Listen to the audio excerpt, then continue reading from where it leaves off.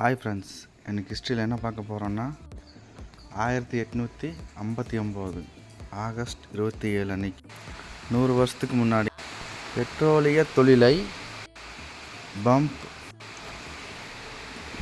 பென்னில் உள்ள டைட்டஸ் வில்லி பக்கத்தில் கிணத்துக்குள்ள கர்னல் எட்வின் எல் டிரெக் தாக்கி 4 வருஷத்துக்கு எடுக்கப்பட்ட மூவி இது.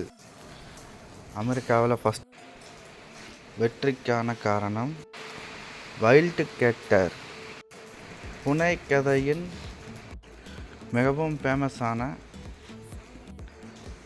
திமிங்கலத்துடன் நிறைய எட்வின் டிரெக் அவரோட எண்ணெய் வேட்டையை ஆஷாப் வெள்ளை திமிங்கலத்தை தேடுற மாதிரி வெறித்தனமாக ஒரே குறிக்கோளோடு இருந்தாங்க. இன்வெஸ்ட் பண்ண பணத்தில் 40,000க்கும் மேலே நவீன காசு கொடுத்ததுக்கப்புறம் பிபிஎஸ்ஸுக்கு அவங்க கிரேசி டிரெக் தன்னோட சொந்த உழைப்பில் வருஷத்துக்கு மேலான ஒரு தேடல் இருந்துச்சு.